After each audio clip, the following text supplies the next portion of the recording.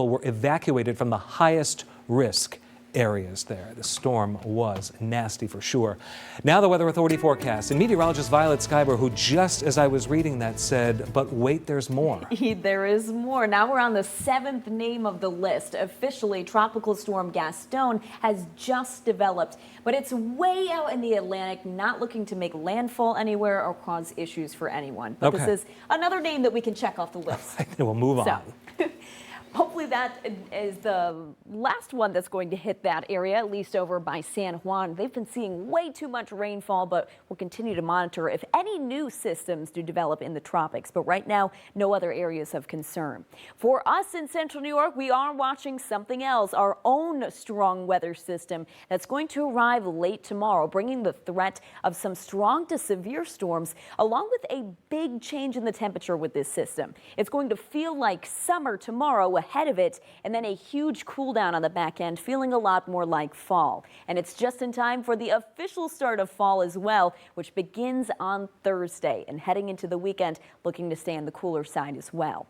This evening, starting off cool, temperatures in the 60s, and because of this breezy northwest wind, we are seeing some lake-enhanced sprinkles up in Oswego County and drifting down into the Mohawk Valley and east of Syracuse. In Syracuse and the western part of the state, you'll stay dry for the rest of this evening. Eventually heading into tonight, when this wind begins to ease and die down, those sprinkles will also fade out. And we're looking at a dry start to the day tomorrow and warming up quickly as a warm front arrives. And that's going to push us into the 80s tomorrow, so feeling a lot more like summer.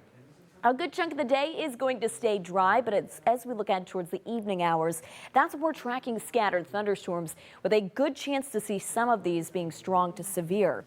Then on the back end of this cold front, that's what's going to bring us a huge cool down for the end of the week.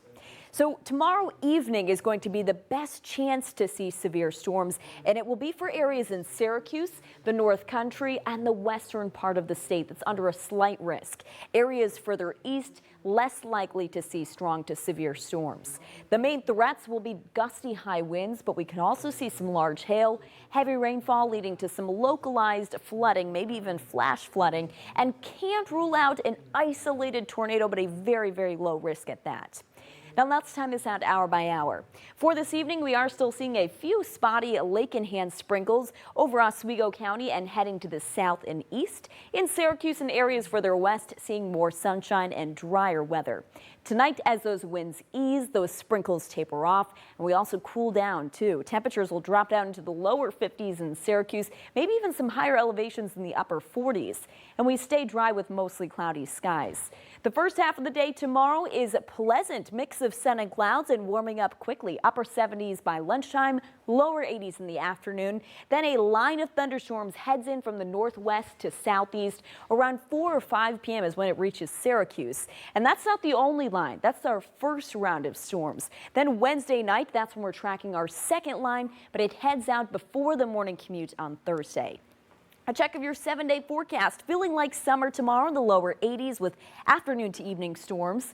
Dropping into the lower 60s on Thursday with showers and storms on and off through the day. Even cooler Friday in the upper 50s and gradually warming up through the weekend. Eventually 70s by Sunday.